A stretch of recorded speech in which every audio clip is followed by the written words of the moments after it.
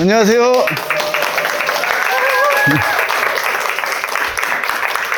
네, 만나뵙게 돼서 반갑습니다. 날도 더운데 이렇게 또 기후위기 문제 해결을 위해서 같이 모여있는 여러분들 보니까 저도 힘이 납니다. 원래 이 프로그램이 제가 7주 동안 진행하는 프로그램의 일부예요. 20시간 정도 됩니다. 근데 오늘 하는 부분만 한 10시간 분량인데 1시간 반에 다루자고 그래서 아주 다이제스트하게 진행하려고 그래서 좀 제가 달리더라도 이해해 주시고요. 시작하기 전에 말씀드릴 것은 오늘 우리가 다룰 게 전략인데, 전략이라는 건 사고 방식이지 한 번에 무슨 매뉴얼 가지고 습득되는 건 아니죠. 그러니까 여러분들이 계속 운동에 대해서 고민하고 실패하고 또 시도해보고 하는 과정 전체가 전략적인 마인드를 키우는 거지, 뭐 오늘 우리가 해가지고 막 전략이 막 샘솟고 이러는 건 아닐 거다, 이런 건 또 같이 이해하시리라고 봅니다. 자, 먼저 하나만 확인해 볼까요? 혹시 비디오 먼저 하나 보여드리는데 보신 분? 대부분 보셨군요. 어떠셨어요? 재밌었어요? 자, 그게 이제 우리의 교보제입니다. 이걸 가지고 그 사람들은 어떻게 전략을 짰을까? 전략적으로 사고한다는 것은 그 전략을 가지고 무언가를 기획한다는 것은 어떤 것인가에 대해서 한번 나누어 볼 거고요. 꽤 오래된 비디오죠. 60년대니까 뭐 지금 그레타 툰베리가 활동하는 시대에 비해서 본다면 진짜 예전의 거지만 전략의 본질적인 요소는 바뀌지 않는다 생각했어요. 일단 그걸 봤고, 또 비교적 그 계획을 수립하는 과정부터 끝까지 굉장히 잘 된 비디오여서 우리가 어떤 방법론에 대해서 얘기를 나누기 쉬울 것 같아서 그걸 봤습니다. 그리고 한번 뭐 교재는 미리 드렸지만 꼭 읽어보면 좋겠다는 한 장짜리가 있었죠. 알린스키의 권력 전술인가요? 뭐 이거죠. 그것도 다 읽어보셨나요? 그 비디오하고 그 글을 읽어보면서 뭔가 이 글이 이런 얘기를 말하는 건가 뭐 생각하신 분들도 있고 없을 수도 있지만 그건 나중에 한번 다시 나눠보도록 하겠습니다. 오늘은 저희가 이렇게 진행하려고 합니다.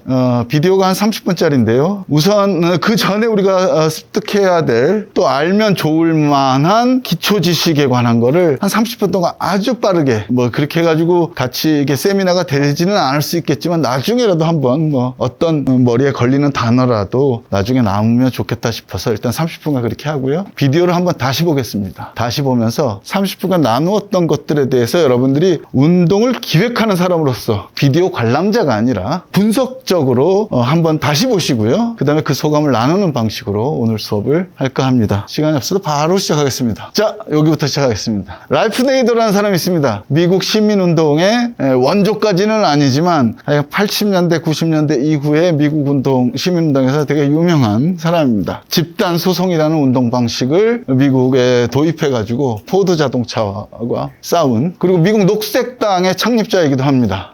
지금은 국제 통상을 감시하는 퍼블릭 시티즌이라는 운동을 여전히 하고 있는데, 이 사람이 이제 학생 운동을 대학생들과 퍼블릭 인터레스트 리서치 그룹, 미국에서 굉장히 유명한 학생 그룹들을 조직하면서 했던 매뉴얼 북의 서문입니다. PIRG는 나중에 한번 찾아보세요. 자, 여러분 뭔가 하고 싶어? 같이 얘기해 봅시다. 어디서부터 시작할까? 그 얘기죠. 관심 갖는 이슈 있어? 그래. 그러면 그 기후위기야? 오케이. 그러면 이걸 정하고 생각해 보자. 장기적인 목표를 세울 때는 그럼 기후위기가 해결된 사회에 대해서 생각을 많이 해봐. 어떤 것들을 해결하면, 근데 뭐 모델이 전체 세계일 수도 있고 아니면 지역 공동체일 수도 있고 나라일 수도 있으니까 어떤 공간을 정해서 문제가 해결된 상태를 자꾸 상상해봐. 근데 그러면 그런 비전을 가로막고 있는, 혹은 그런 비전을 만들어 나가기 위해서 꼭 필요한, 그렇지만 근본적인 문제들을 할 수 있는 꼭 필요한 조치들, 해결해야 될 목표들을, 방법들을 쭉 생각해봐. 이걸 전략적 목표들이라고 해봅시다. 그러고 나서 전략적 목표들 중에 지금 요 전략적 목표와 관련된, 예컨대 기후위기 했는데 탄소 중립이라고 하는 전략적 목표들이 있어. 탄소 중립이라는 전략적 목표를 해결하기 위해서 또 단기간 내에 이룰 수 있는 무언가의 목표로 또 나눠봐. 전략적 목표, 전술적 목표 이렇게 부를 수도 있고, 이게 전략적 목표 되면 또 요 작은 캠페인은 또 이게 전략 전술이 될 수도 있는데요. 문제를 범위 줄인 다음에 그래 작은 목표를 일단 정했으면 혼자 할지 아니면 아니면 단체에 참여할지, 기후위기 청년 비상행동에 참여할지, 아니면 따로 만들지, 해바라기 어쩌고 저쩌고를 만들지 생각해봐. 그리고 나서 다시 요 작은 목표를 이룰 전략을 세우고 또 전술을 세워봐. 전략이라는 상대적인 거죠. 이거에 비해서 이게 전략이고요. 요거에 비해서는 이게 전략인 거죠. 자, 요 얘기를 염두에 두시면서 같이 보겠습니다. 자, 여기부터 하겠습니다. 꼭 필요한 개념만. 이런 활동들을 사회운동이라고 그러는데, 뭐, 영어로는 advocacy라고 그럽니다. 옹호 활동이라고 그러죠. 대변 활동이라도. 자세한 개념을 생략하겠습니다. 근데 우리가 사회운동을 하거나 advocacy라는 어떤, 특정한 운동을 할 때 꼭 기억해야 될 개념은 있겠다. 요것만 하려고 합니다. 우선, 기후위기에는 현장이 어딘가요? 있을 수 있겠죠. 어떤 운동이나 현장은 되게 중요하죠. 그래서 많은 경우에 무언가를 하려는 사람들이 최초로 하는 것은 무엇을 알게 되거나 본 다음에 말하기 시작하는 거죠. 그래서 advocacy는 advocacy, 어떤 소리가 있고 어떤 울림이 있고 이 울림을 키우는 거다. 그래서 advocacy라고 그러는 거죠. 그래서 활동하는 사람, 또 사회운동을 기획하거나 조직하는 사람의 최초의 스텝은 보고 온 것을, 알게 된 것을 말하는 존재, 증인이라는 거예요. 뭐 예를 들어서 북극곰에 대해서, 북극곰은 말할 수 없으니까, 그렇지만 북극곰이 어떤 상태에 있다는 것을 우리는 말할 수 있죠. 북극곰의 상태를 증언하는 거죠. 디펜더라는 건 뭐냐? 지킨다, 옹호한. 근데 단순히 그냥 보호한다는 의미가 아니에요. 그건 프로텍터죠. 디펜더라면은 그야말로 옹호하고 하는 겁니다. 그래서 Human Right Defender, 인권 옹호자, 이렇게 설명하죠. 보통 운동가들을 유엔에서는 인권 옹호자라고 합니다. Human Right Defender, 어떤 권리를 지키고 강화시키는 사람들. 그러면 요즘은 사람의 권리도 얘기하지만 자연의 권리도 얘기하죠. 옹호자다. 근데 뭐 어떤 권리든 뭐든 진공 상태에서 존재하는 건 아니죠. 어떤 장애물도 있고 어떤 권력도 있죠. 이 권력으로부터, 그럼 그 권력은 좋은 권력도 있고 나쁜 권력도 있고, 우리가 가진 것도 어떤 의미에서 권력이죠. 힘에 관한 거라는 거예요, 사회운동은. 그럼 이 힘을 어떻게 사용하도록 만들 것이냐, 국가 권력은 어떻게 작용하도록 만들 것이냐, 그리고 국가 권력이 잘하는지 못하는지 감시할 것이냐, 우리가 가진 권력은 또 어떻게 사용할 것이냐 하는 문제를 의미해서 와치독이라는 세 가지 개념은 중요하다. 그리고 사회운동이 하는 모든 운동은 대체로 이런 역할들과 관련된 것이다. 나는 보았다라는 캠페인을 할 수도 있죠. 그죠?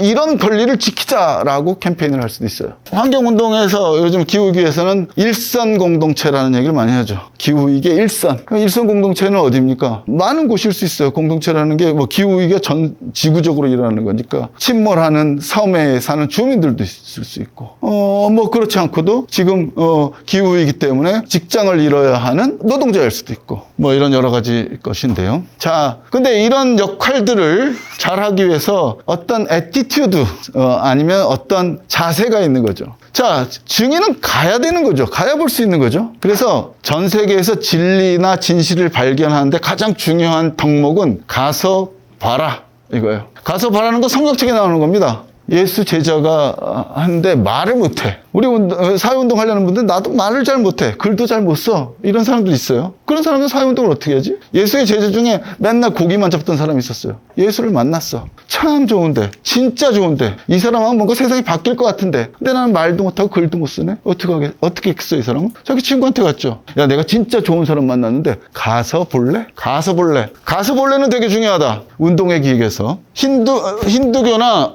불교에서도 석가모니가 해탈한 다음에 이랬어요. 와서 날 보라.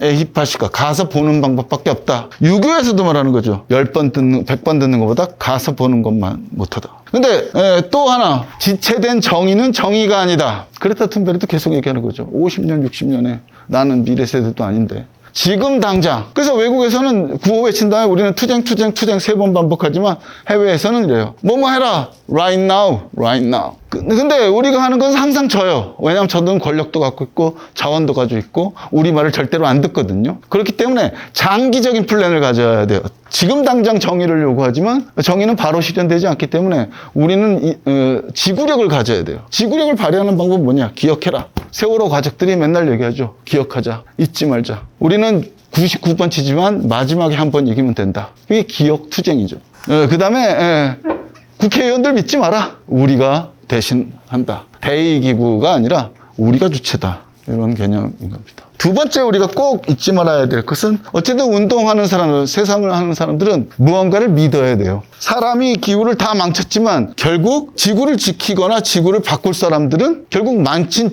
우리 자신이다. 사람이죠. 자, 세상은 변한다고 믿는 사람하고 세상이 변하는지 않는지 나는 관심 없어라고 생각하는 사람, 혹은 난 잘 모르겠어라고 하는 사람하고는 사고하는 방법이 다르겠죠. 자, 여기 건물 있어요. 이 건물은 천년 만년 갈 것이다 라고 믿는 사람하고, 혹은 그런 생각이 없이 사는 사람하고, 이 건물은 지금도 부서지고 있다라고 생각하는 사람, 자연은 순환한다라고 생각하죠. 기후위기를 다루는 분들은 다 지구가 그냥 가만히 있는 존재가 아니라 생성소멸하는 존재라는 걸 다 알고 있습니다. 그리고 지구에 있는 모든 것들은 연관돼 있다, 서로 영향을 주고받고 있다는 걸 다 알고 있어요. 근데 많은 사람들은 그런 생각을 가지지 않고 활동하죠. 그렇기 때문에 그런 생각을 가진 사람과 안 가진 사람은 되게 중요하다.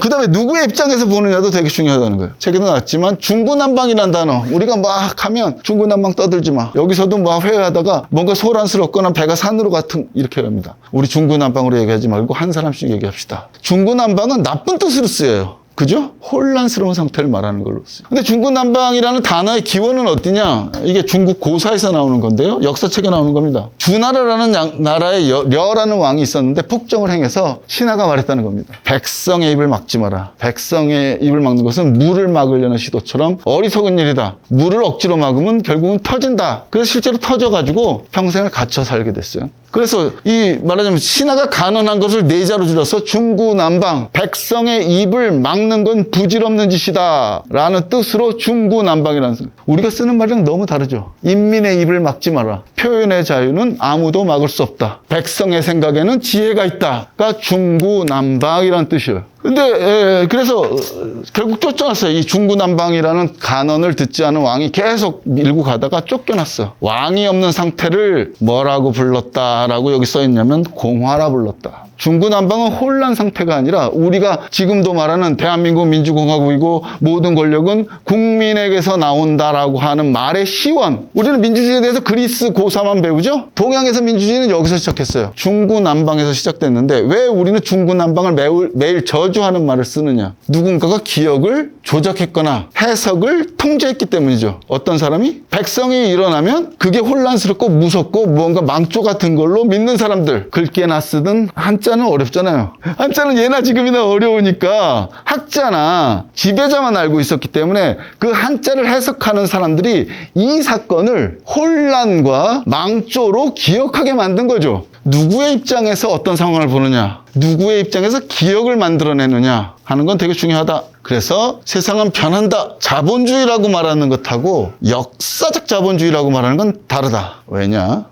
역사적이라는 건 역사적으로 유명한이라는 뜻도 있지만 시작이 있고 끝이 있다는 의미죠. 자본주의는 시작됐다. 언젠지 논란이 있지만 1500년대에 시작됐다는 말도 있고 1300년대부터 있었다는 말도 있고, 어떤 사람들은 인류가 존재하는 자본주의는 계속 자본주의였다라고 말하는 사람도 있지만, 자본주의는 시작이 있었고 시작이 있기 때문에 그게 사회주의일지 생태주의일지 뭔지는 모르지만 끝은 있다라고 봐야 된다는 거죠. 끝이 어떻게 될지 모르는데 끝을 말하는 게 무슨 의미가 있느냐? 있을 수 있죠. 왜냐하면 자본주의가 만드는 많은 문제가 있는데 이거에 저항하고 싶어. 너 대안이 뭐야? 라고 누가 물으면 사회주의? 그거 벌써 30년 전에 망했어. 아직도 안 망했다고 주장하는 사람도 있지만, 그럼 너는 뭐야? 생태주의요? 생태주의는 어떤 경제를 말해? 몰라요. 모를 수 있죠. 모를 수 있다고 말할 수 없느냐 하는 문제가 있는 거예요. 대안이 없을 때 말할 수 있느냐 하는 문제가 있는 거죠. 누가 그레타 툰베르한테 물었어요. 너 대안이 있어? 솔직히 말하면 그런 질문을 많이 받고 있는 거죠.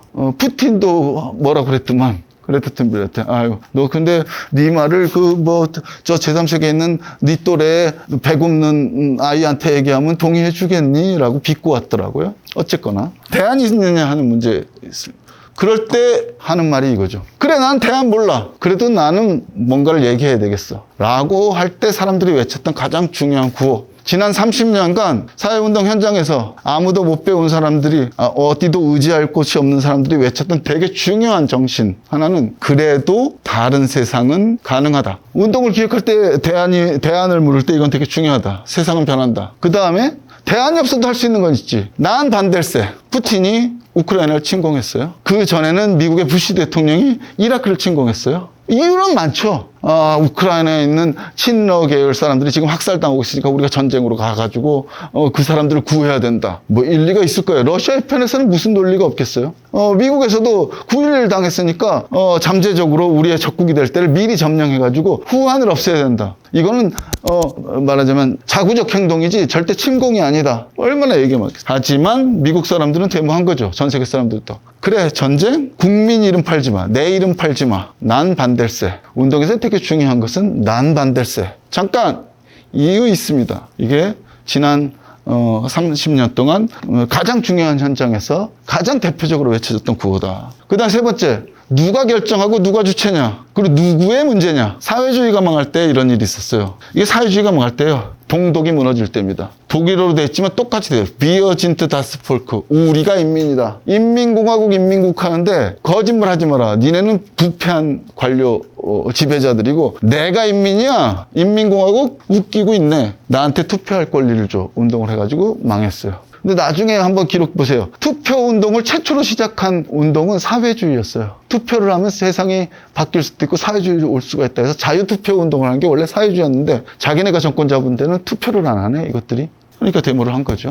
근데 이게 1989년이고 소련이 망한 게 1991년이에요. 여러분들 기억도 잘 안 나시겠지만 이거는 기억나겠죠? 2011년에 사회주의만 딱 20년 만에 월가에서 일어났어요. 요것만 빼면 야, 자유민주주의 민주공화국 좋아하네. 1%만을 위한 자유고 1%만 민주주의. 99%한테는 가망이 없는 체제다. 인민 자유 하지 마라. 우리가 시민이고 우리가 자유민주주의의 주체인데 우리는 다 죽어간다. 우리가 인민이다. 그 다음에 운동은 또 중요한 거예요. 어쨌든 그래도 가치는 경합되죠. 자본주의를 옹호하는 사람이 있고 아닌 사람이 있고 기후위기가 있다는 사람도 있고 심지어 기후위기가 없다는 사람들도 있어요. 그리고 기후위기를 존재하는 사람들도 인류가 8번이나 인류가 없을 때 멸종은 7번, 8번이나 다 일어나는데 멸종이 되는 게 왜 문제냐. 그리고 그렇게 빨리 된다 그러는 것도 믿을 수 없다. 공룡은 하루아침에 망했는데 뭐 등등등등 많은 얘기가 하는 거죠. 가치가 경합되고 우선순위가 경합된다. 그래서 운동의 상당 부분은 이것이 더 중하다, 무엇이 더 중요하냐를 던지는 거죠. 많은 사람들에게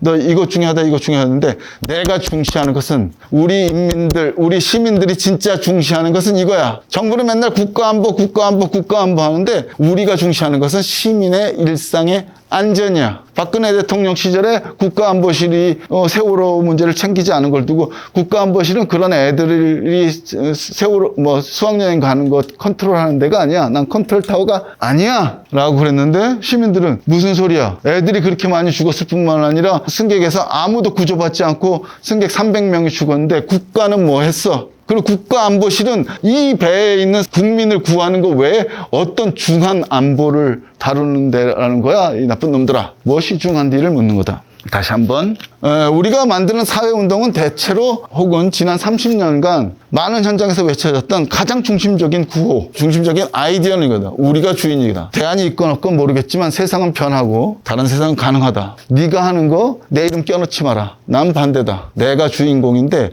내가 동의한 바 없다. 우리가 중시하는 것은 이거다. 이렇게 얘기하는 방식이라는 거죠. 두 번째, 권력에 대해서 얘기해 보겠습니다. 요 세 가지는 우리가 같이 봐야 되겠다. 세 가지. 세상은 제도, 그 다음에 법, 그 다음에 그 제도와 법이 만들어낸 여러 기구들과 기구에 속한 사람들로 구성되어 있죠. 이게 우리가 말하는 힘입니다. 하지만 그런 거 외에도 지구도 마찬가지죠. 여기 물체들이 있어요. 거대한 존재들이 있지만 존재들을 연결하는 어떤 힘이 있어요. 만유인력이라고 그러죠. 인력은 보이지 않죠. 보이진 않지만 작동하죠. 관계에서 나오는 힘, 관계들이 변할 때 나오는 힘, 그런 걸 공론장이라고 하자. 정치도 제도로 있는 정치가 있고 공론장이라고 하는 정치가 있고 권력도 그들이 가진 권력이 있고 그 다음에 사람들이 만들어내는 권력도 있다. 힘도 있다. 이걸 이해하시면 될 것 같아요. 자, 그래서 이거 하버마스라는 되게 이름 꽤나 알려진 사람이 얘기한 건데 하버마스를 설명하는 게 아니니까 세 개만 얘기합시다. 그래, 시민도 정치를 할 수 있고 시민도 권력을 가지고 있고 실제로 이 사람들이 영향이나 믿음이나 아니면 여러 가지 주장으로 얽혀진 이게 공기 같은 영향력의 장이 있는데 그게 공론장이다. 거기서 행하는 행위가 영향의 정치 또는 시민의 정치고, 이게 사실은 실제적인 제도 정치보다 더 우선하거나 더 중요하다. 근데 그러면 공론장 행위자들, 운동권이라고 칩시다. 여러분들 같은 사회운동을 하려고 하는 사람들. 그럼 뭘 고민해야 되느냐? 공론장에서 영향의 정치를 하기 위해서는 세 가지. 이거는 나중에 여러분들이 사업을 기획할 때도 되게 중요한, 목표를 정할 때 중요한 겁니다. 세 가지. 하나, 실제로 바꿀 게 있느냐? 탄소중립위원회를 만들어서 무슨 법을 통과시키거나 어떤 정책을 만들어내거나, 그래서 뭘 없애고 안 없애고 어떤 것을 짓고 부수고 하는 구체적인, 직접적인, 가시적인 목표, 가시적인 영향. 또 하나는 공론장 자체, 여론을 확대시키는 것. 우리가 보통 의제화한다고 그러죠. 기후위기 그 자체가 의제화되고 사람들 속에 이게 중요한 문제로 인식되고, 이거에 대한 사회적 토론이 활성화되고, 찬성이든 반대든 이거에 대한 다루는 어떤 시공간이 넓혀지고 있느냐 하는 문제. 이걸 못해도 이게 늘어났으면 우리 운동은 성공한 거죠. 여러분들이 운동을 기획할 때 이것만 보시지 마시고 이런 것들을 어떻게 늘릴지를 목표로 두고 계속 점검하시고 평가할 때도 그걸 중시하면 또 다른 문제가 해결될 수 있다는 거. 그 다음에 가장 중요한 것은 운동하는 우리, 기획하는 우리와 같이 했던 권리 당사자들 정체성과 행동 능력이 향상되는가. 주체, 공론장, 그 다음에 직접적인 목표, 이 세 가지를 두고 기획도 하고 평가도 하고 한다. 자, 그러면 논리적으로 이런 거죠. 우리 편이 있고 저들 편이 있고, 우리와 저들과 말고 입장을 안 가진 사람, 아주 단순한 공론장의 공식이면 기후위기라는 어떤 의제와 관해서 이런 공식을 만들 수 있는 거죠. 저들이 미치는 영향력의 범위, 우리가 미치는 영향력의 범위, 아직 영향의 입장을 표하지 않고 있는, 사회운동은 아주 단순하죠. 우리를 넓히고 얘들을 좁혀서 입장을 안 가진 사람들이 없게 하는 것. 그래서 다수를 확보해가지고 우리 쪽의 권력을 강화시키는 것, 이거죠. 그래서 현재의 우리를 잠재적 우리로 늘려나가고, 현재의 저들, 잠재적 저들을 줄여가지고 현재의 저들을 계속 위축시켜 나가는 것. 요 경합지대에서 우리 편을 늘리기 위해서 활동하는 것. 두 번째, 제도의 생성과 소멸에 대해서 생각해보자. 법은 생길 수도 있고 소멸할 수도 있죠. 정책도 생길 수도 있고 소멸할 수도 있죠. 그건 누구 다른 주체가 있는 게 아니다. 실제로 시민 행동에 의해서 제도도 생성되고 소멸된다. 헌법도 마찬가지다. 헌법은 원래부터 있는 게 아니라, 헌법에는 헌법 전문에 명시 안 돼 있어 또 그 전에 있던 어떤 헌정 질서의 죽음이 포함되어 있다. 누가 죽여요, 그건? 대한민국 헌법이 만들어지기 전에 어떤 질서가 있었는데 그 질서가 소멸됐기 때문에 이 헌정 질서가 생긴 거죠. 이 헌정 시기를 소멸시키거나 생성시킨 주체는 누구냐? 물론 우리 역사에서 그게 미군정인가 복잡하기도 하지만 어쨌든 사람이죠. 미국 헌법에서 미국 국민들은 전쟁을 했다 소리는 안 나와요. 하지만 미국 헌법에는 미국 시민들이 영국을 상대로 독립전쟁을 해서 이 헌법을 만든 거죠. 어떤 헌정 질서가 마음에 안 들 때는 불복종을 할 수도 있고 나아가서 총을 줄 수도 있다. 그래서 어떤 새로운 질서를 만들어서 그 헌법 전문에는 우리 미합중국 인민은 어쩌고 We the people of the United States 등등으로 시작되는 이 주어가 나올 때는 이 주어들이 했던 그 전의 일, 헌법에 명시됐든 명시되지 않았던 어떤 헌정 질서를, 어떤 확립된 질서를 거부하고 소멸시켰던 역사가 반드시 포함했다. 그걸 잊지 마라. 그러면 권력은 어떻게 소멸되고 생성되느냐?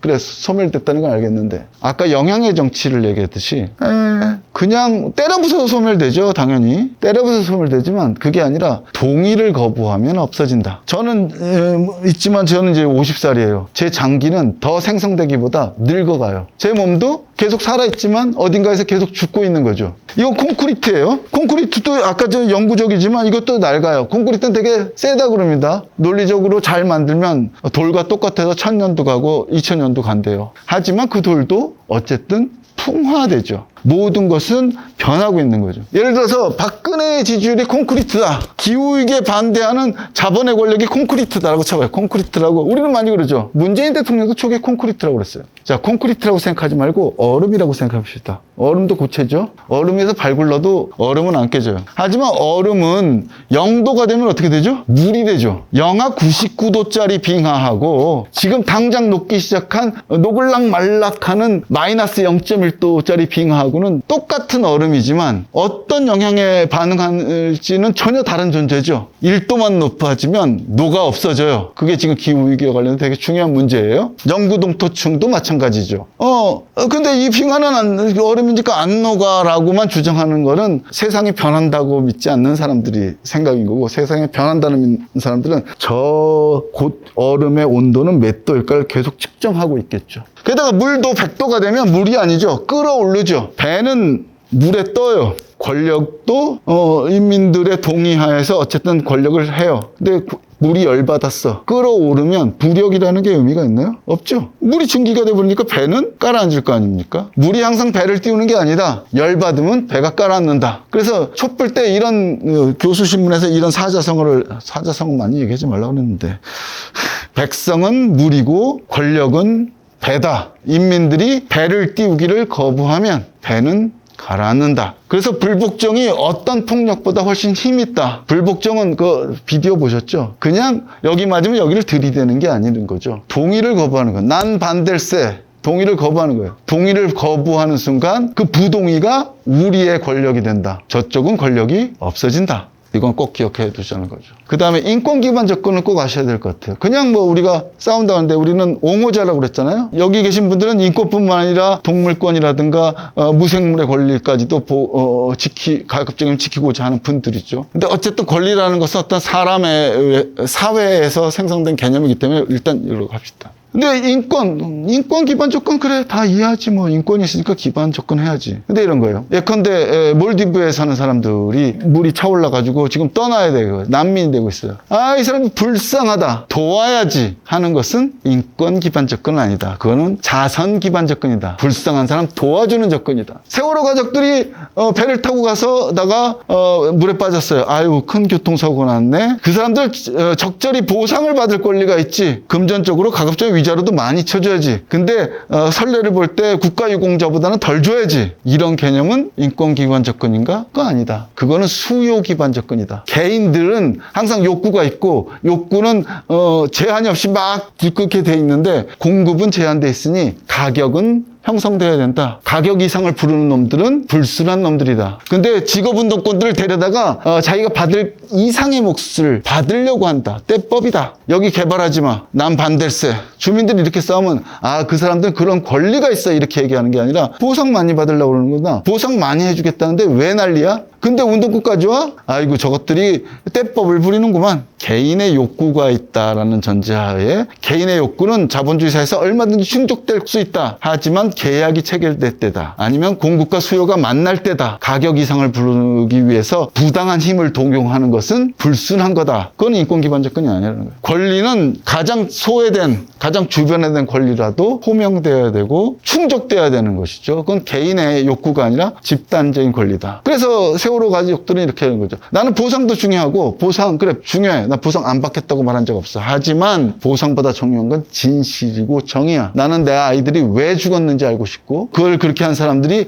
정의롭게 처벌되기를 원해. 이렇게 싸우는 거죠. 근데 나는 그걸 하는데 나로서는 힘이 없기 때문에 이태호 같은 전문적인 운동권들을 데려다가 데모도 기획하고 선거에도 개입하고 할 거야. 그럼 저쪽에서는 반정부 인사들이 참여했다 이래가지고 재판도 걸고 그래요. 근데 인권기본적인 왜 문제야? 우리의 집단적 권리, 정의 실현을 위해서 정치 활동을 한 게 잘못이란 말인가? 당연히 우리가 누릴 수 있는 권리 아니겠어? 뭐 이런 거죠. 그래서 꼭 주중한 것은 어떤 운동할 때 권리가 무엇인가, 권리의 주체는 누구인가를 정의하는 문제입니다. 그 다음에 의무의 주체, 내 권리를 충족시켜야 될 책무를 가진 주체가 누구냐? 일단 국가 권력일 수 있고요. 지방자치 권력일 수도 있고요. 지구적인 문제라면 세계 국제기구일 수도 있고요. 이걸 가지고 돈을 벌어먹는 기업일 수도 있고요. 기업, 국제기구, 정부기구 이런 사람들은 책무의 담지자가 된다. 권리가 있으면 의무도 있다. 이런 말은 말하기 좋아하는 얘기예요. 권리는 권리죠. 의무는 의무고. 우리는 뭐 자본주의에서도 인정하는 이론이라면 실제로 그렇게 만들어진 국가는 많지 않지만 논리적으로는 사회 계약에서 만든 거예요. 우리가 우리 권리를 지키기 위해서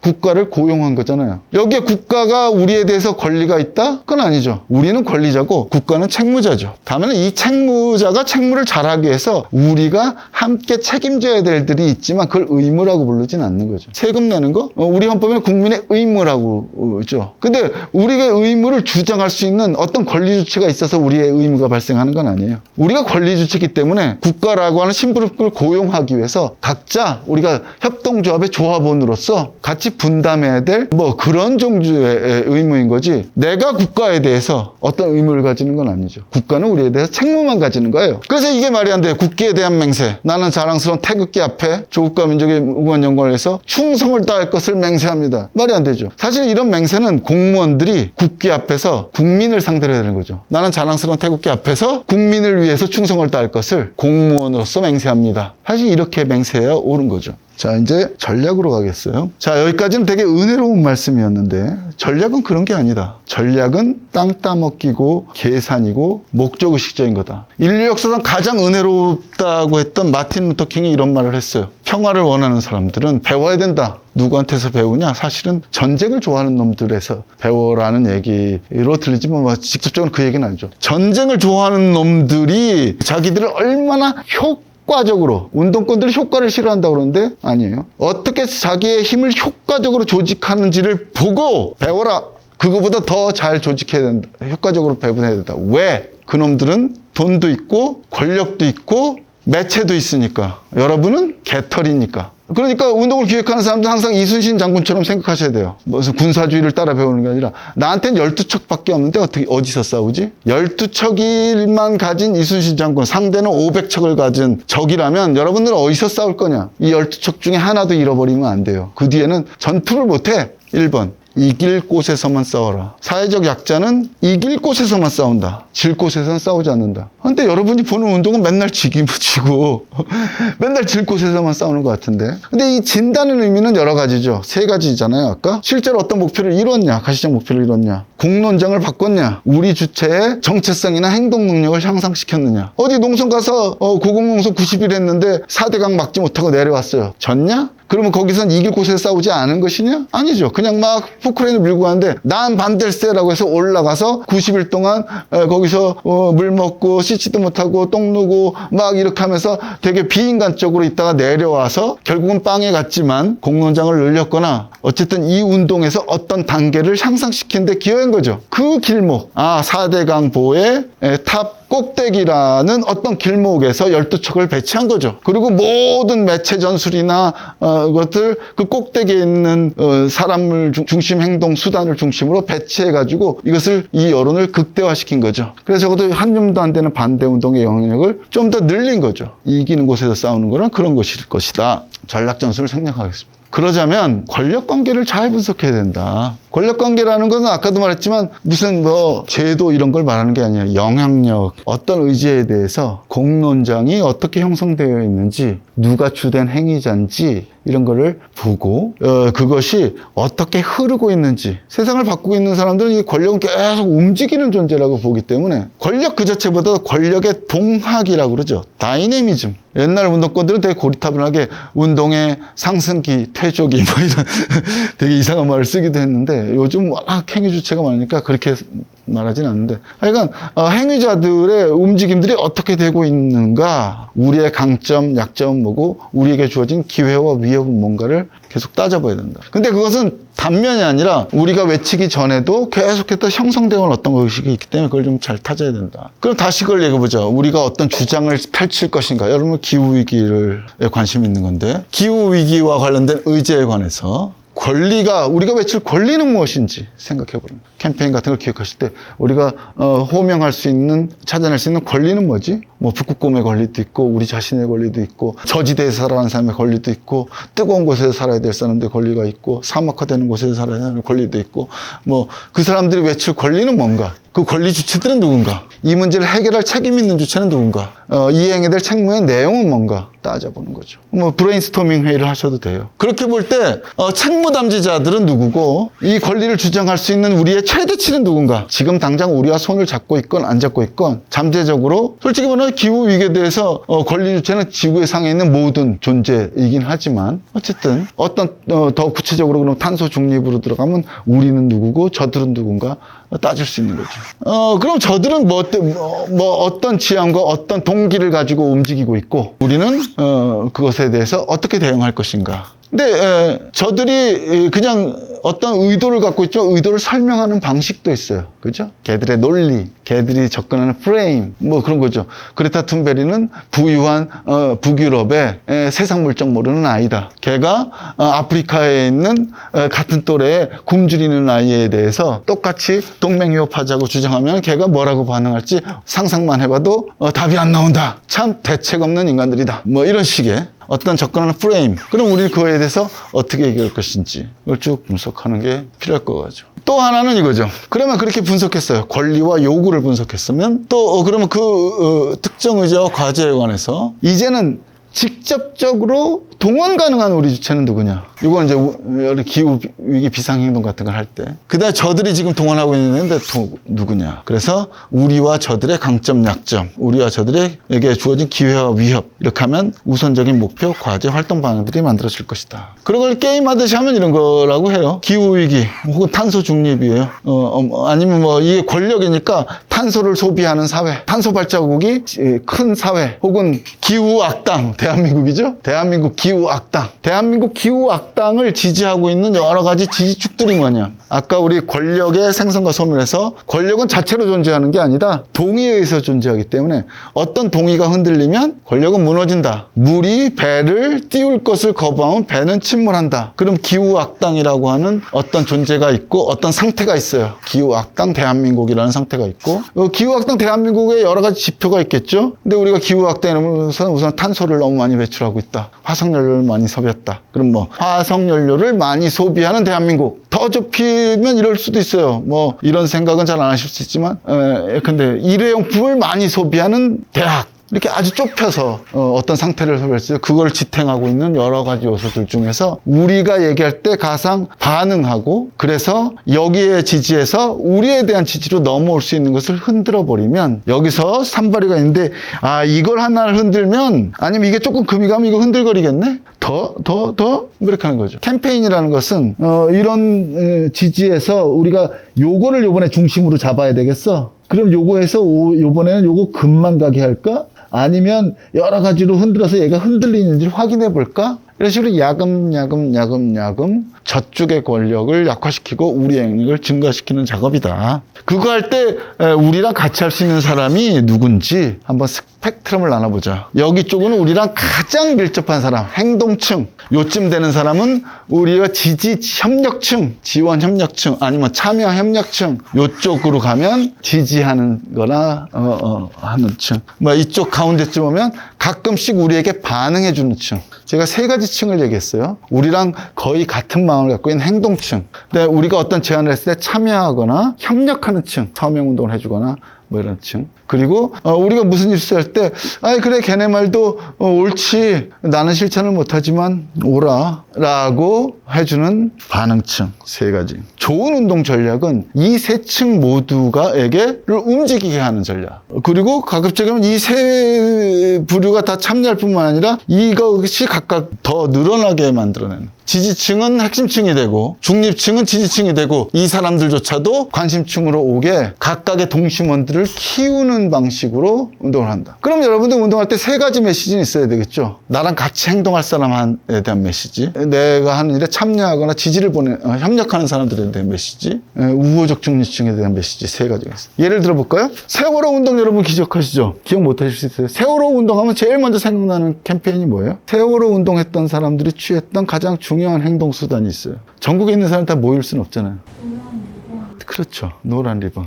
노란 리본 하나 생각나요. 또 기억교실. 기억교실. 아이들의 교실을 보존해놓는 운동. 노란 리본이나 기억교실 같은 경우에는요, 세월호 문제와 관해 진상규명을 하고 책임져 처벌을 하자. 이거에 동의하지 않는 사람이라도, 그래도 안타까운 죽음이었어. 이 아이들을 기억해야 돼. 그러니까 진상규명하자라는 취지로 노란 리본을 달 수도 있고, 그냥 내 또래 아이가 죽었는데 나는 그 친구들의 이름이 사라지는 것이 너무 안타까워. 난 가급적이면 그들의 죽음을 기억하고 싶어. 걔네들이 너무 일찍 죽었잖아. 그냥 이름을 남겨두고 싶어라고 하는 사람들이 다 하는 거예요. 세월호 따지면 이런 사람들에게 또 다 같이 할 수 있는 캠페인이 리본 달기, 기억교실 만들어서 뭐 학생들이 와서 방문해가지고 꽃이라도 하나 주고 가도록 하는 추모 캠페인이 있는 거죠. 기후위기 관련해서 그런 거예요. 플라스틱 컵 안 쓰기 이런 거죠. 근데 그거 말고도 진상규명을 하기 위해서 특별법을, 진상규명특별법, 가습기 살균제 참사 진상규명을 특별법, 뭐 이렇게 피해자들이 중심으로 해서 국민과는 서명. 세월호 관련해 1000만 명 정도가 서명했어요. 진상규명을 위해서 특별조사기구를 만들기 위한 특별법을 만들자. 어떤 제도를 만들자는 거죠. 여기 서명한 사람들, 이런 사람들은 뭐 협력층이라고 써놨지만 참여층이라고 합니다. 참여협력층. 직접 참여한 거죠. 근데 또 그걸 하기 위해서 경우에 따라 국회를 점거하고 농성도 하고 아니면 국회 찾아가서 데모도 하고 모여 있으면서 집회도 한 사람들이 있어요. 아니면 이 서명을 받으러 돌아다닌 서명 부대, 1인 시위 부대, 가끔씩 하는 직접 행동 부대, 뭐 이런 사람들이 있어요. 이런 사람들은 행동층이라고 하는 거죠. 그래서 세월호 운동을 보면 현장도 찾아가고 기획관도 운영하고 데모도 하고 하는 촛불 집회도 하고 하는 행동층, 서명을 하는 서명층, 그 다음에 노란 리본 달기 같은 것에 반응하는 그런 참여층. 이런 정도의 운동 포맷이 있으니까 전 국민적인 다양한 부류의 사람들이 다양한 동기를 가지고 참여하는 거죠. 근데 이제 대립은 여기서도 나타나지만 여기서 나타나요. 어떤 바보 같은 교육부 장관이 박근혜 때 얘기입니다. 노란 리본 그거 교육 현장에서 달지 말게 해라. 공문을 내렸어요. 이거 어떡하겠어요? 일선장은 아이들한테 리본 달지 마. 리본 떼어. 근데 리본 다는데 무슨 정치적 의도가 없었는데 리본 달지 못하게 하니까 여기서 싸움이 일어나죠. 나중에 알린스키가 할 때 보겠지만 적들이라고 너무 이렇게 긴장하지 마세요. 이거 우리의 대상들이 아주 뻔하게 행동하도록 유도해라. 우리가 유도한 건 아니지만 아유 교육부 장관 진짜 웃기네. 리본도 못 달게? 리본이 무슨 정치적 행사야? 리본 달았다고 청와대 앞에 걸어가지도 못하게? 리본 달고 간다고 경찰이 가방 좀 열어보자고 그래? 웃기는 놈들이네. 이게 이제 대상에 대해서 냉소하게 만들어라. 냉소함으로써 그들은 우리 편이 된다. 이런 거죠. 그리고 이건 되게 군사적인 공식인 것 같은데 이기는 곳에서 싸우라고 그랬죠? 저쪽이 약한 부분을 잘 고민해라. 저쪽이 약하고 우리가 센 영역에서 싸워라. 우리가 방어하기 힘든 데에서 싸우지 마라. 예를 들어서 기후위기 대안 가지고 막 논쟁 같은 거 하지 마라. 그건 다른 사람들이 해줄 거다. 근데 여러분들이 그레타 툰베리가 한 운동은 뭐였을까요? 그레타 툰베리는 뭘 호소했죠? 자기는 뭘 했고? 등교 거부죠. 우리가 본 비디오는 보이코트, 학교 가는 걸 거부하는 행동이에요. 일종의 불복종 운동이고 거부 운동이죠. 나 학교 가지 않겠다는 걸 거부한 거죠. 거부할 때 너 기후위기 무슨 대안이 있어서 등교 거부해? 라고 그레타 툰베리를 만났는데 그레타 툰베리가 그러니까 탄소 중립은 어떻게 하면 되고 뭐 어떻게 하면 되고 핵발전소는 언제까지 없애고 되고 이런 논쟁을 하고 있어 쳐봐요. 당연히 전문가들한테 말싸움에 졌을 테고 등교 거부 운동이 되지 않았겠죠. 근데 그레타 툰베리 그렇게 얘기하지 않았죠. 그거는 기성세대인 니들이 답을 내려야 될 거다. 근데 지금 내가 배운 바로는 니들이 대안 내리는 속도를 보면 나 미래 세대로는데 내가 기성세대가 됐을 때는 내가 대안을 세우거나 고민할 시간도 없을 거다. 왜냐면 그때 다 멸종돼 있을 테니까. 대안은 니들이 내놓고 나는 다른 세상은 가능하다고 믿기 때문에 지금 등교 거부를 한다. 뭐 이런 식으로 하는 거죠. 대안이 안 만들어지고 있다는 논리를 가지고 싸운 거죠. 그거에 대해서 할 말이 없을 테니까. 대안 논쟁은 다른 환경 전문가들이 하겠죠. 근데 사실은 실제로 이렇게 했지만 이렇게 세상이 깔끔하게 되진 않아요. 그죠? 우리끼리도 이견도 많고 우리와 협력하는 주체들도 이견이 많죠. 사실은 A라고 동그랗게 된 게 아니라 A1, A2, A3들이 잘 모여가지고 토론도 계속하고 이렇게 하면서 대안을 만들어 나가는 거죠. 요약하고 비디오를 한번 봐야 될 것 같아요. 자, 그래서 권력과 권리에 대해서 계속 고민을 해라. 이게 쉽게는 안 돼요. 하지만 계속 할 필요가 있겠다. 두 번째, 우리 특정에 대해 실현될 권리, 변화시킬 권력 관계를 규명하고 그것의 권리를 가진 주체와 책무를 가진 주체를 잘 판단해봐라. 그 다음에 이렇게 되면 장기적인 비전과 목표가 수립되는 것인데, 그걸 좀 더 구체적으로 하면 이제 기본 입장, 우선순위, 행동 방향 같은 걸 수립해야 된다. 그래서 이런 거를 시킬 주요 과제들과 그 이유들을 우리 스스로 해명하고, 그 다음에 요것, 여기도 우리 저들이지만 특히 요 과제와 관련해서 잠재적으로 같이 할 주체와 대상들을 분석한다. 그 다음에 뭐 잠재적 주체는 다 좋은데 지금 당장 우리가 운동하려고 그래. 기후위기 청소년 행동을 만들어서 행동하려는데 우리랑 지금 같이 할 수 있는 주체는 누구지? 다시 따져봐라. 실제적으로 참여할 주체와 대상을 분석해보자. 그리고 어떤 주제에 관련해서 지금 조성된 여러 가지 맥락들을 분석해보자. 그러면 뭘 해야 될지 대충 잡힐 것이다. 그래서 뭘 해야 되길 정했다. 정했다고 끝난 거 아니에요. 이제 시작인 거죠. 거기서 그러면 요것에 관련해서 누구한테 그러면 기후위기 관련해서 탄소중립위원회와 관련돼서 국회에 기후위기 비상 결의안을 채택하기를 해라. 요런 걸 이거를 일단 하기로 했다. 여기까지 나오는 거예요. 기후위기 비상결의문을 국회에 이미 했어요. 근데 실행을 안 하고 있죠. 어쨌든 그걸 하려고 했다. 그러면 요거에 관련해서 누구랑 같이 할 것인가? 그리고 결의안을 체결할 주체는 누구죠? 결의안 누가 체결하는 거예요? 결의안. 아까 제가 이미 말했는데 국회잖아요. 그럼 타깃은 국회의원들이 되는 거죠. 국회의원도 그냥 300명이 모래알처럼 흩어지는 게 아니라 A정당, B정당, C정당이라는 걸 모여있죠. 근데 A정당에 있다고 A정당 말만 듣는 게 아니에요. 거기서 자기 생각을 가지고 있어요. 그런 걸 분석하는 거예요. 그래서 일단 선언문을 발의하는 것까지는 해보자. 아니, 통과시키는 게 목표야. 국회의원 몇 명 모을까? 통과되려면 151명은 돼야 통과되는 거죠? 151명의 목표인가? 이참에 아예 그냥 지금 여당까지 포함해가지고 3분의 2점은 모아보지. 뭐 이런 목표를 구체적으로 정하는 거죠. 그러면 국회의원들한테 결의안을 받아내기 위해서 어떤 기획을 하는데, 그럼 뭘 할까? 여러분, 국회 앞에 데모할 수도 있고요. 토론회를 할 수도 있고요. 유튜브를 만들 수도 있고요. 뭐도 할 수 있고, 설문조사를 다 할 수 있어요. 모든 걸 다 하는 건 좋아요. 근데 다 하는 건 운동이 아니다. 여러분이 삼성 재벌쯤 되면 다 하시면 돼요. 근데 여러분은 아무것도 없는 12척 가진 이순신이라고 그랬잖아요. 뭘 기억할 때는 중심 행동이 뭔지 꼭 토론해서 정하라. 나머지는 병행수단이다. 그래서 툰베리는 그래서 하나를 정한 거죠. 곰곰이 하다가 나 등교 안 할래. 나만 하는 게 아니라 내 친구들이랑 같이 안 할래. 그래서 툰베리가 했던 많은 메시지나 활동들 중에서 가장 중심적인 행동 수단은 학교 안 가고 학교 안 가는 걸 주변에 알리는 거예요. 안 가는 거죠. 이게 중심 행동 수단이다. 세월호 참사에서 중심행동수단, 특히 진상규명과 관련된 중심행동수단 목표는 특별법 제정이었고, 특별법 제정을 위한 가장 중심행동수단은 서명을 받는 거였죠. 세월호 운동이라고 하면 되게 복잡하지만 세월호 운동은 법 제정을 위한 서명운동이다. 전략을 가진 사람은 세월호 운동, 무슨 기후위기 운동 이렇게 생각하지 않아요. 이번 시기에 하는 운동이 국회의원을 상대로 한 서명운동이다. 서명운동의 가장 효과적인 주체, 방식, 같이 해야 될 사람, 기대 효과, 그것을 돌아가 노리는 주체 형성 등을 요걸 중심으로 고민하는 거죠. 마찬가지로 여러분들이 어떤 기획을 한다면, 또 아까 좀 이따 비디오를 보실 테지만, 비디오에서 기획한 사람은 어떤 중심 수단을 사용했고, 이 중심 수단을 통해서 어떤 효과를 노렸고, 그 중심 수단이 어떤 효과를 낳았을 때 다른 어떤 중심 수단으로 이동했는가, 이걸 잘 보시면 아마도 앞으로 여러분들이 어떤 기획을 할 때 수단을 어떻게 선택할지에 대해서 조금 더 관심을 가지고 지켜보실 수 있을 것 같아요. 너무 빨라서 죄송합니다. 비디오 한번 볼까요? 다 끝나가네. 보면서 끝나고 소감을 얘기해야 되겠지만 시간이 없어서 그냥 보면서 제가 좀 설명을 드릴게요.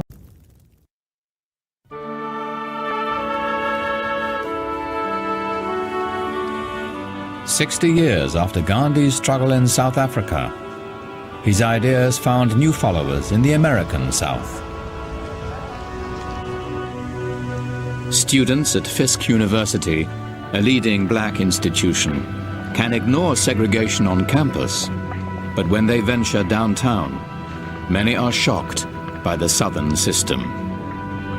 I grew up on the south side of Chicago, and although I experienced segregation there, it was not the overt kind where there were signs on water fountains and on restrooms. It was humiliating. Well, Nashville was a totally segregated city. It was as segregated as Johannesburg, the height of apartheid. It was a city of two races.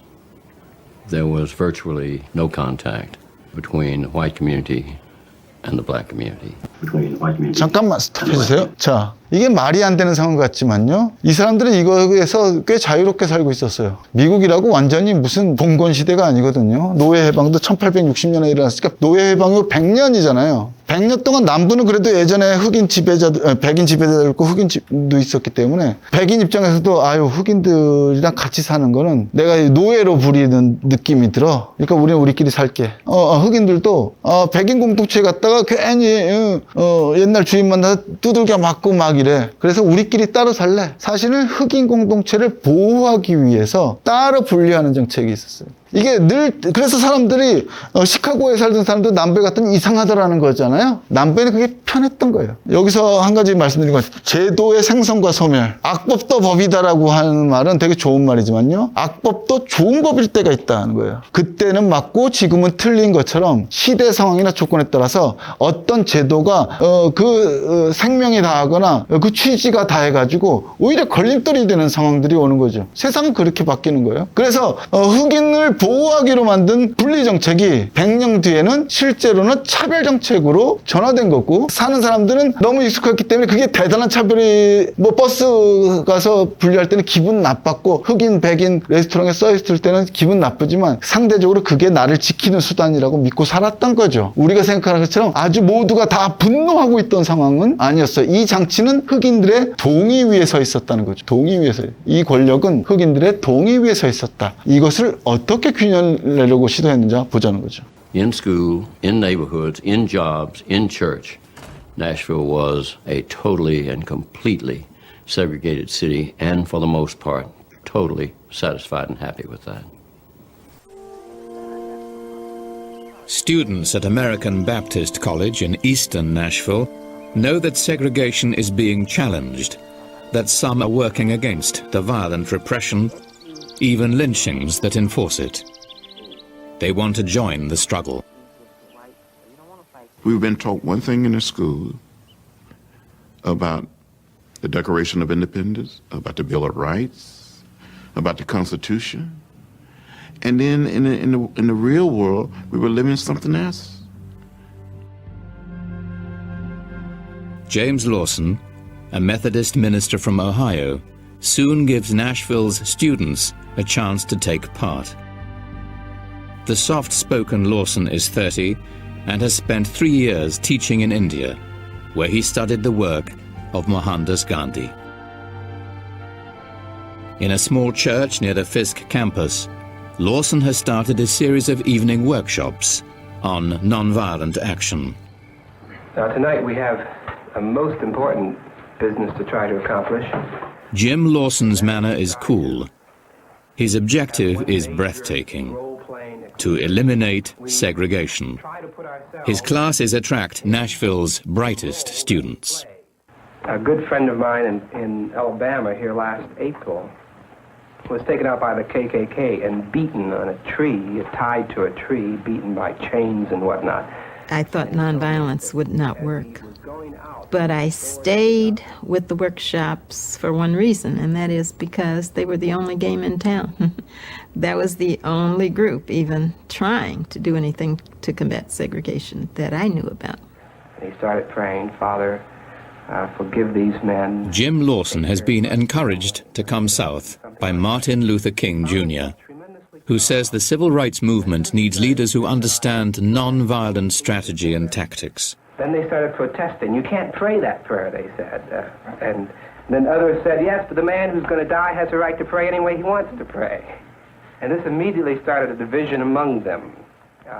We took the whole group through a holistic view of nonviolence, its history, its roots in the Bible, its roots in Christian thought, the methods of nonviolence. We told the stories of nonviolence. And I stressed the Gandhian idea of our being engaged in experiment. It may have much more meaning to the attacker if, as he strikes you on the cheek, you're looking him in the eyes. Unfortunately, the concept of nonviolence for many people is that you get hit on one cheek, you turn the other cheek, you don't do anything. But nonviolence means fighting back. But you're fighting back with another purpose and with other weapons. Number one, your fight is to win that person over. And that is a fight. That's a struggle. That's much more challenging than fisticuffs. Right. Okay. Peggy? Jim, if I were being beaten, what is it that I would be able to do? We said we were going to desegregate downtown Nashville. Our first step was going to be desegregate lunch counters and restaurants. That, of course, was the first Gandhian step. That was the first step of nonviolence. To research and examine and focus on an issue. Choose a target, choose an issue. Now, let's see. Months before going to the lunchrooms, Lawson begins preparing them. A bunch of niggers. Well, look at the 8 balls all lined up. Hi there, Jungle Bunny. He's so dark, he's making the whole place dark. He wants them to have experienced both physical and verbal attacks, and to learn how to resist the impulse to run or fight back.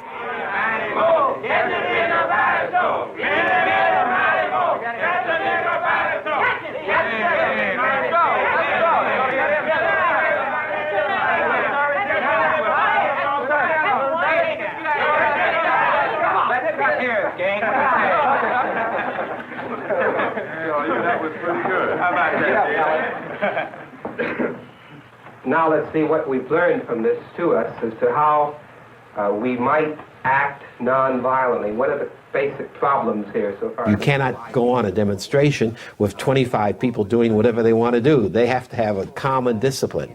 뭐 여기 번역이 애매해서 그런데 당연히 이런 걸 하다 보면 폭력이 행사될 거죠. 폭력이 행사될 때 우리가 어떻게 할 거냐. 아무거나 막 하고자 하는 젊은이들을 데리고 갈 수는 없다. 이건 뭐냐면 규율이 있어야 된다. 맞는 것도 우리가 던지는 메시지고 앉아있는 것도 메시지고 거기서 잡혀가는 것도 메시지고 당연히 누군가가 경찰과 맞서 싸운다면 그것도 우리의 메시지가 되는 거죠. 많은 경우에 집회에서 보면은 오늘 집회가 있었습니다. 조선일보 보면 우리가 책상을 던지거나 물병을 던지거나 경찰 방패를 뜯거나 하는 장면이 클로즈업 돼가지고 오늘 데모가 있었고 몇 명이 다쳤습니다라는 식으로 프레이밍 돼서 나가는 거죠. 그런 식으로 싸우면 우리는 이길 수 없다.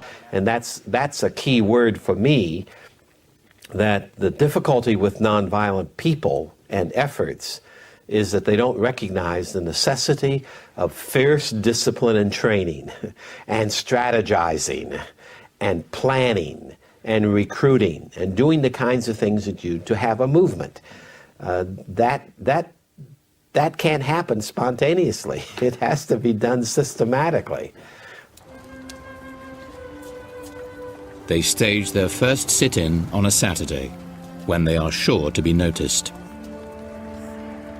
We spent many, many hours anticipating some of the opposition. And we knew that that's one of the things that they would say. We don't want to sit next to dirty people while we have lunch. And so one of the ways we combated that was by having a dress code. We had been told there was a possibility of being arrested. But we went to the lunch counter. We took our seats. We sat and we sat in a very orderly, peaceful fashion. They are not surprised when they are refused service. I said, I'm sorry, our management does not allow us to serve niggers in here. Store managers quickly close the dining areas, but the students remain until closing time, reading and doing homework. There is no violence, and no one is arrested. The sit-ins make page 10 of the Sunday paper. City editor John Siegenthaler remembers the reaction. The reaction initially was sort of shock and maybe even some humor. I mean, who do they think they are? What do they think they're doing? We knew it was a news story, but didn't really know how to cover it.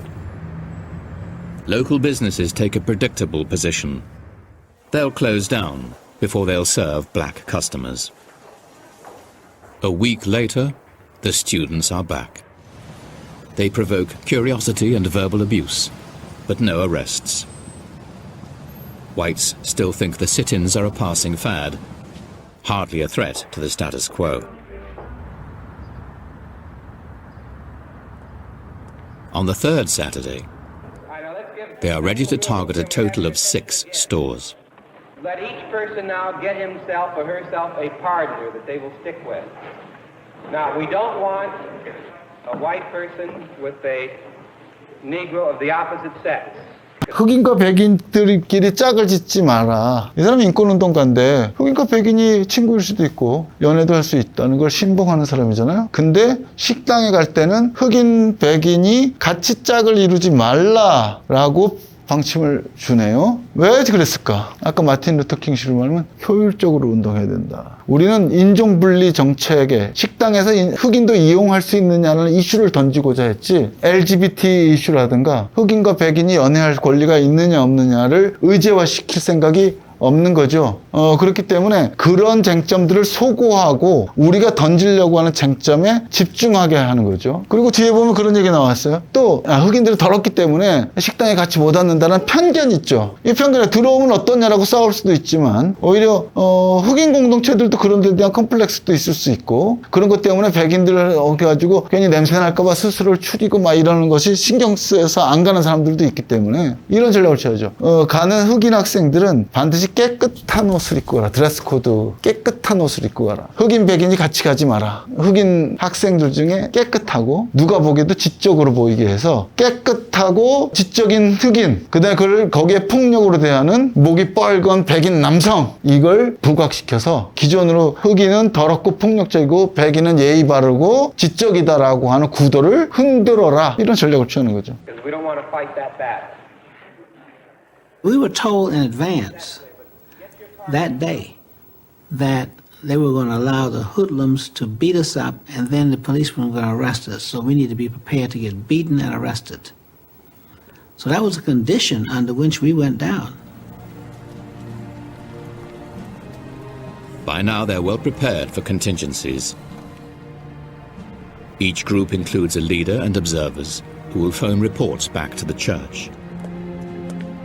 Observers are carrying telephone numbers for ambulance services and a pocket full of telephone change. As they enter the stores, the second and third waves of demonstrators stay out of sight, ready to move in when the first group is arrested. As predicted, the police hang back for the first 15 minutes.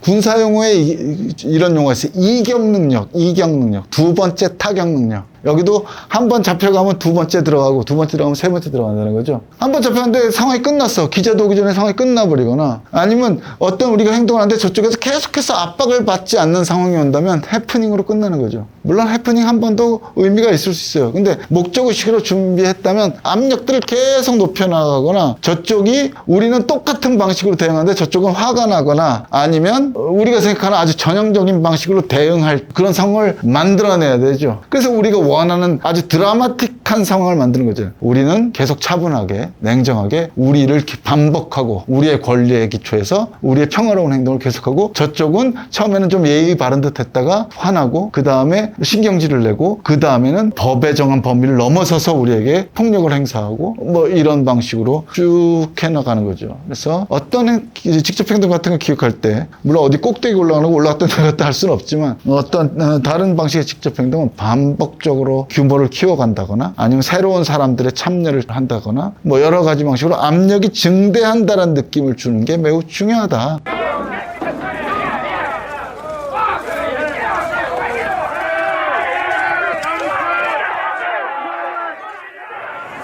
Went and asked each and every one of them separately to leave.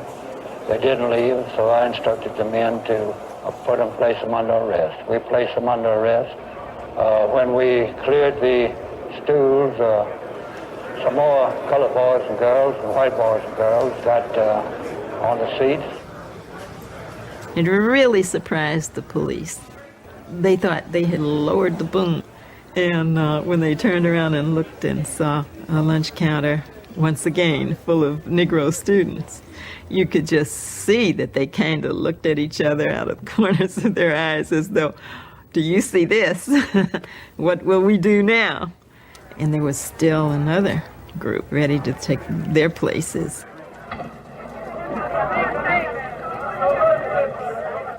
You're in jail.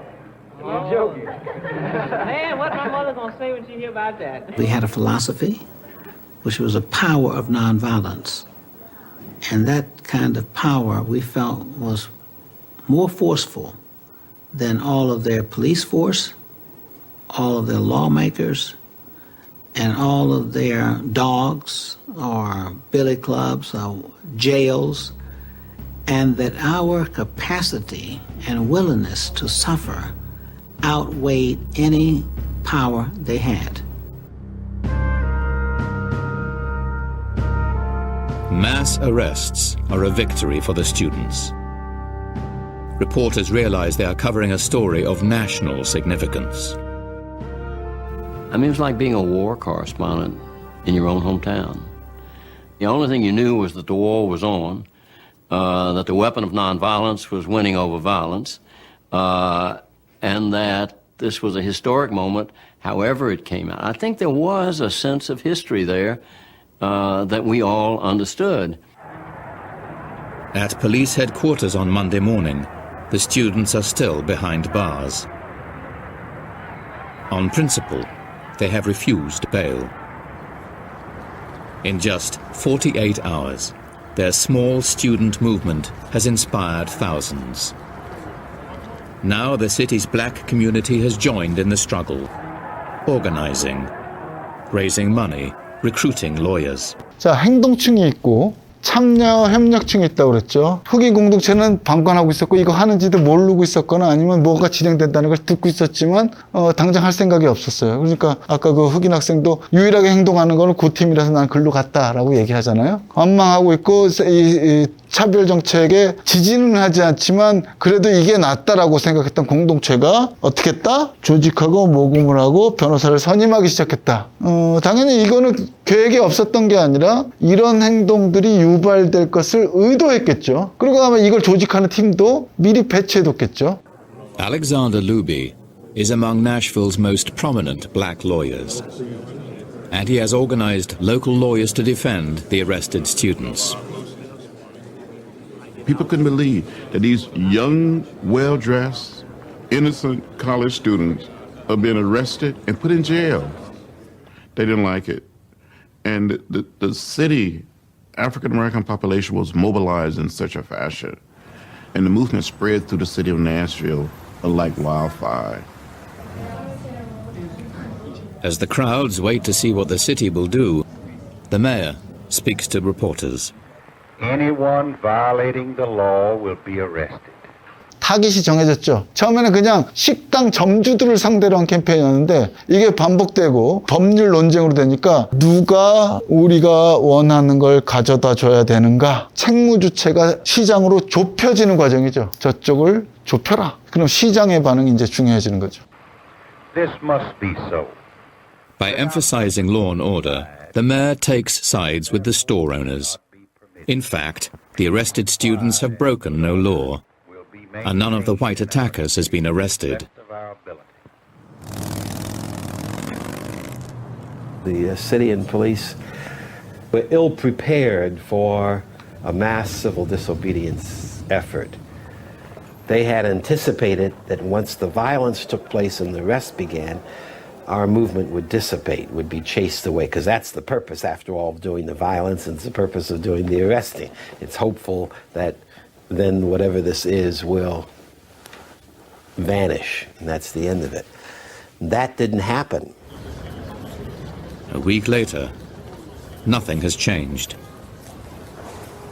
As the students return to the lunch counters, the city has only one answer: more arrests.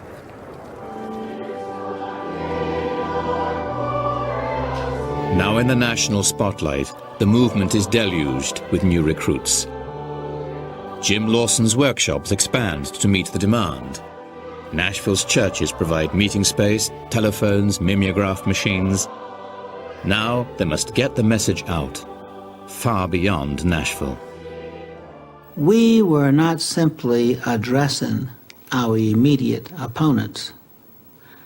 What we were doing was addressing the larger audience, the nation, the world. Because the strategy in nonviolence is that you educate a large number of constituents and win them on your side. In fact, even though we as African Americans were a minority, no change could take place unless you have the sympathy of the majority, if not the active participation. The students know that sympathy by itself may not be enough. Taking advantage of the outrage their arrests have provoked, they escalate the conflict. Sit-ins continue, but a new tactic is added: a boycott of the downtown shopping district. Picketers ask customers not to patronize stores whose lunch counters are segregated.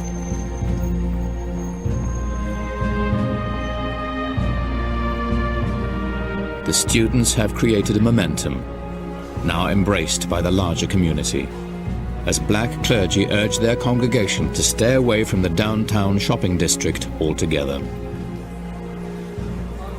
It allowed for the whole community to be participants in the movement, because that's one of the things that we in the nonviolent world always teach, namely that in the nonviolent movement, everyone can be a participant. Children can participate, women can participate, men can participate, young people, old people.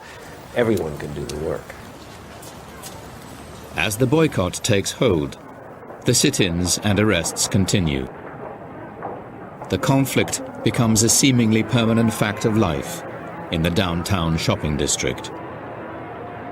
Picketing and boycotting provoke a racist backlash. But the counter-demonstrations backfire. Frightened white people begin avoiding the downtown area, unwittingly joining the boycott.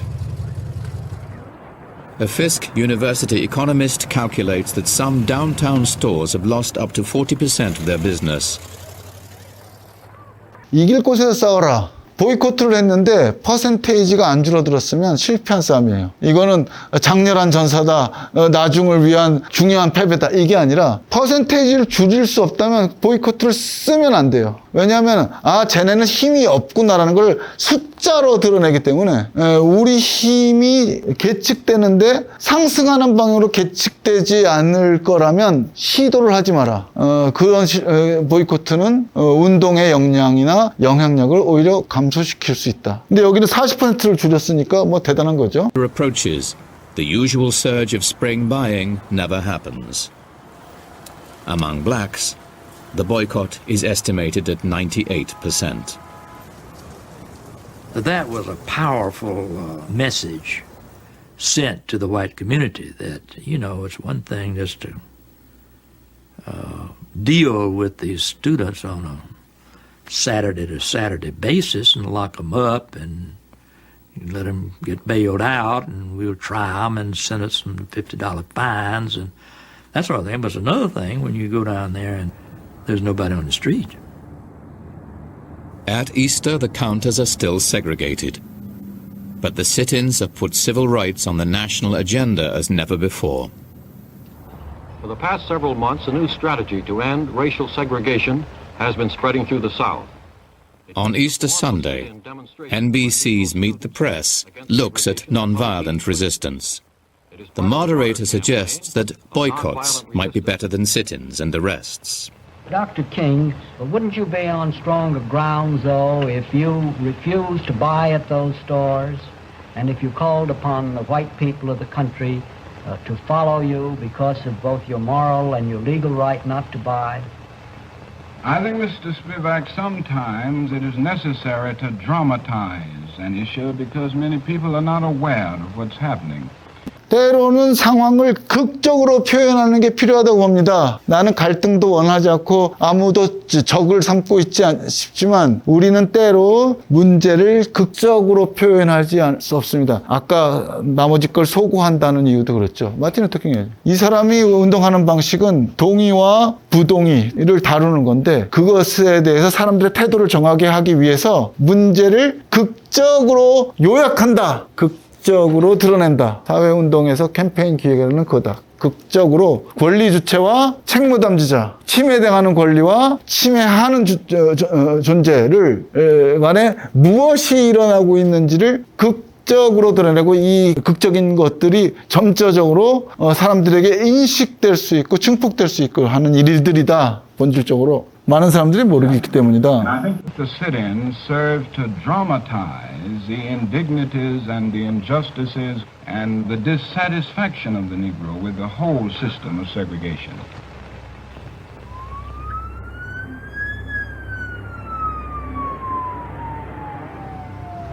We had a meeting planned for 6 a.m. I was in the dormitory getting dressed, and I heard this big boom.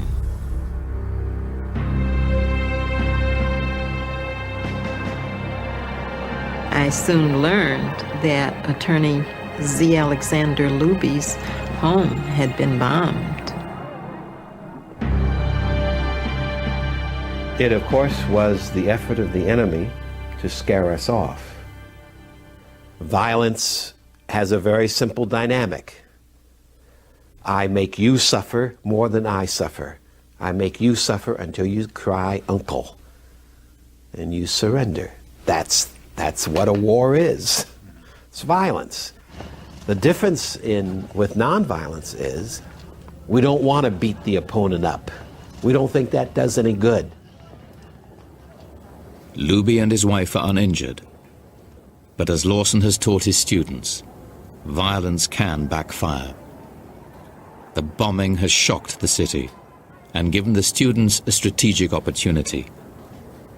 They send a telegram to the mayor demanding a meeting, and they organize a silent march from the campus to City Hall.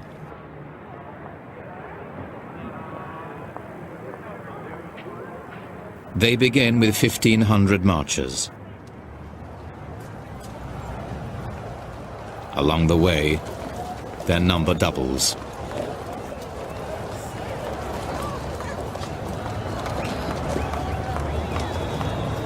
Mayor Ben West is waiting for them.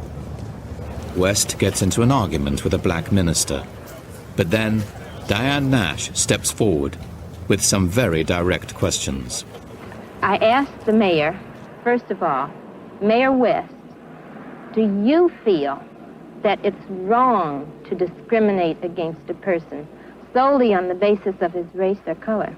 I tried as best I could to answer it. 시장을 만나가지고 아주 본질적인 단도직입적인 문제를 아주 극적으로 표현하는 질문 하나를 던진 거죠. 복잡하게 논쟁할 수도 있어요. 뭐 차별정책의 역사는 이렇게 됐고 원래 흑인공청지 보호하기 위한 지금도 여론조사를 하면 흑인들이 이거에 만족한다는 퍼센테이지가 45% 나오고 막 논쟁하고 있는데 학생은 알겠고 됐는데 분리가 옳습니까? 라는 질문을 던진 거죠. 그랬더니 어쨌든 시장이 그 여러 가지 뭐 폭력 행사 이런 것 때문에 정적 부담을 많이 느끼고 있었겠죠. 그러니까 대충 뻔한 답변을 했다가는 시장에서 떨어지겠다. 여기 되게 인간적으로 표시됐지만 나중 일이니까 이렇게 쓴 걸 테고 이거 하면 안 되겠는데 그래서 가급적이면 이 대답에 대해서는 잘해야 된다. 가장 본질적인 질문이기 때문에 이거 잘못 말하면 나는 아예 이 판에서 아웃되겠구나 라고 해서 답을 하게 된 거죠. Honestly, that I could not agree that it was morally right for someone to sell them merchandise and refuse them service. And I had to answer it just exactly that way. Nash goes on to ask the mayor whether he feels the lunch counters should be desegregated. He answers, yes. It was the first major change in the attitudes of the city. Nashville began to desegregate its public institutions and its department stores that day. It took 3-4 years before theaters, restaurants, all public conveyances were desegregated. But with Ben West's declaration, no, it's not right, the process of change began. The downtown retailers now tell the students privately they want to desegregate. The students devise a plan. We suggested to them, which was a great relief to them, that there would be no announcement that the demonstrations had ended. There would be no announcements that black people were being served. No announcements, no press, no police. A movement that began in the basement of a small church in September has desegregated the downtown lunchrooms by spring. They go on to desegregate other restaurants and public facilities, showing how to remove business support for segregation by making it costly and controversial. It's a weapon that will prove decisive as the civil rights movement gains momentum.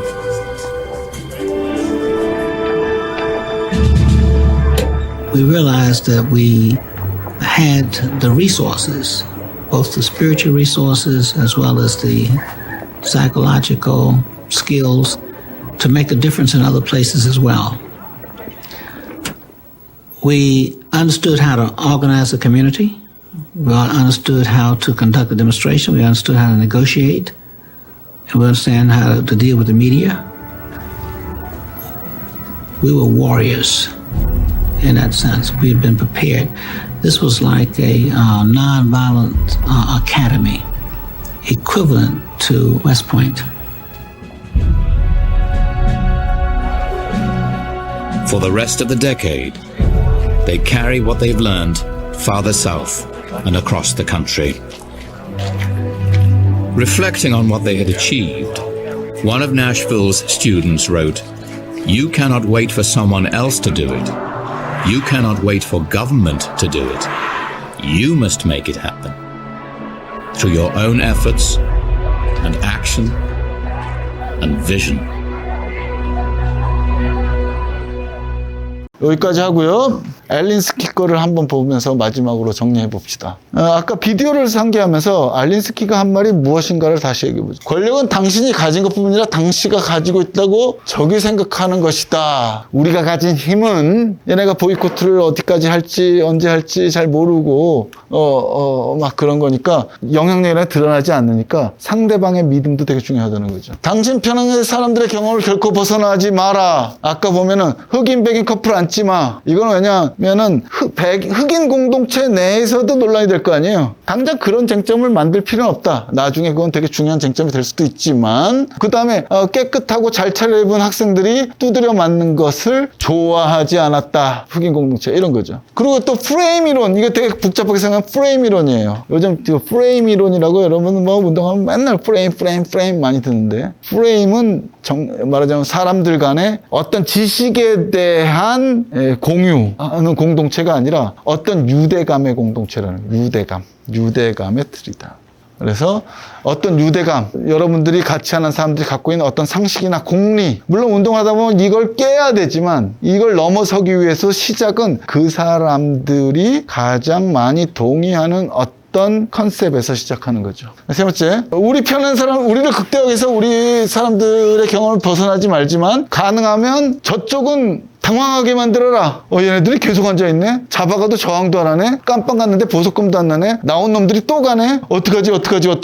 어떡하다가 화나가지고 때리고 결국은 폭탄 테러까지 하게 만든다. 그러면 얘들이 빵에 가가지고 자발적으로 빵에 가서 자기 계획대로 빵에 들어가 있으니까 겁내지도 않잖아요. 낄낄낄낄 웃잖아요. 아니, 다 잡아갔는데 깜빵에서 애들이 웃고 떠들고 있네. 사람들도 막 비웃는 거죠. 경찰이 폭력을 행사했던 것 자체가 동네 전체의 비웃음거리가 되는 거죠. 그래서 좋은 전술은 당신 편의 사람들이 즐기고 상대방에서 당혹감을 만들어내는 건데 너무 오래 끌고 오면 안 되는 거죠. 연저만 계속했어도 됐겠어요? 중심 해동수는 어느 정도 올리거나 아니면 한 번 갔다가 그 다음에는 두 번 갔다가 한 상점을 했다가 6개 상점을 했다가 10개 상점을 했다가 압력을 계속 가하면서 캠페인 하는 동안은 압력을 높여가야죠. 이런 걸 생각하시면 돼요. BTS가 앨범을 냈어요. 앨범을 냈는데 이 사람들이 10년 했다가 10년 동안 계속 활동하진 않죠. 앨범을 내는 거를 캠페인이라고 보면 돼요. BTS의 활동 기간 전체로 운동이고, 앨범을 낼 때는 계획을 짜죠. 처음 곡은 이걸로 띄우고, 두 번째 곡은 이걸 띄우고, 세 번째는 이렇게 끌고, 언제 하면 끝낸다. 끝내는 게 중요하죠. 근데 끝낼 때까지는 인기가 상승해야 돼. 인기가 떨어지고 있는데 끝냈다 그러면 재미없어지는 거예요. 협박은 전술행동 그 자체보다 더 위협적이다. 앞으로 계속 연주할 수 있다. 이런 게 더 그런 거죠. 뭘 할지도 모른다. 아까도 얘기했죠. 상대의 끊임없이 일정한 압박을 계속할 수 있는 전제다. 능력이다. 전술 위한 대전제라고 그랬어요. 전략은 아니죠. 캠페인 기간 동안은 압박을 높여라. 그래서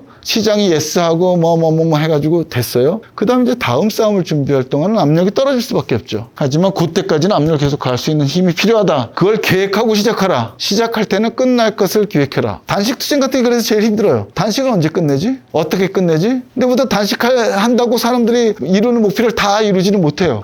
어떡하나? 그러면 단식할 때 어떤 거라도 받는다. 예를 들어 차별금지법 단식을 했어요. 솔직히 법 제정 못했어요. 그러니까 사실 차별금지법 농성이 효과적인 전술이었느냐는 그것을 가진 사람에게 연대했던 우리의 마음은 뒤로 하더라도 냉정하게 평가해야 돼요. 저한테 굳이 답을 하라고 그러면 별로 효과적인 전술은 아니었다. 시기도 좋지 않았다. 저는 그렇게 생각하는데 어쨌든 그래도 이 캠페인은 끝을 내야 돼요. 그럼 어떻게 해야 되겠어요? 영향력 있는 사람이 여기에 동참했다. 적어도 여당, 야당 원내대표 어디까지 약속했다라는 것을 분명히 한 다음에 농성이라고 하는 압력 행사를 중단해야 되는 거죠. 그것 없이 그냥 하다가 농성하는 사람이 줄어들고 지지가 줄어들고 기사도 줄어든 다음에 그냥 끝내는 것은 지는 게임이니까 그렇게 하면 안 된다. 만일 하나의 부정을 끝까지 밀고 가면 반대로 뚫고 간다. 이건 무슨 얘기냐면요. 찬성해서 모든 것을 만들어내는 건 힘들어도 길목을 지켜서 반대하는 건 혼자서도 할 수 있다 이거예요. 잘 준비하면 반대는 할 수 있다. 예를 들어서 어떤 법을 통과시키는 걸 막은 우리 단체 활동가 한 명이 있었어요. 그것도 여야가 합의한 법안을 한 사람이 막았어요. 국회 상임위에 방청을 들어가고 소위원회 방청을 들어가서 의원 한 명을 꼬셔가지고 질문 하나를 계속하게 한 거예요. 아까 그 시장을 만났던 대학생처럼. 파병을 활성화하는 법을 만들었는데 여야가 합의했어요. 문재인도 그때 당대표실에 다 합의해가지고 여야 합의로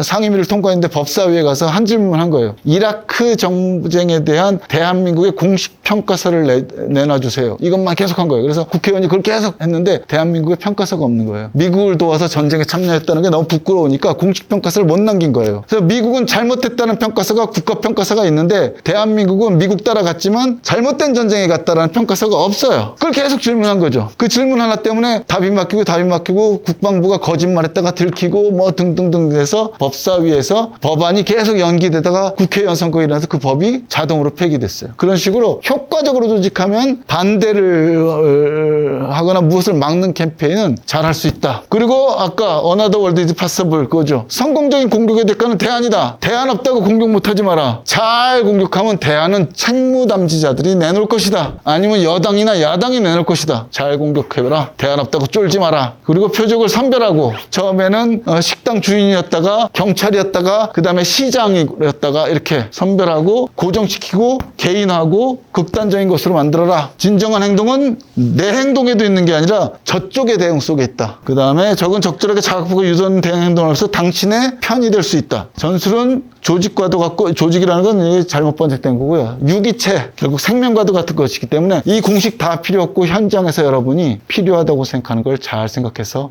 해라. 현장에서 생각하고 현장에서 결정해라. 이게 알린스 계획이었습니다. 너무 달려왔죠? 죄송합니다. 이것으로 마치고요. 원래 질의응답이 있어야 되는데 시간이 부족해서 뒤에 토론 시간이 있는 걸로 알고 있어요. 토론 시간에 제가 1시간 반 동안 한 것 중에 나는 이게 기억 남는다 라는 것을 서로 좀 나누시면서 오늘 제가 그냥 1시간 쑥 하고 한 거 나중에 여러분들이 무언가를 할 때 그 중에 일부라도 사용할 수 있는 도구가 되기를 기대하면서 마치겠습니다. 감사합니다.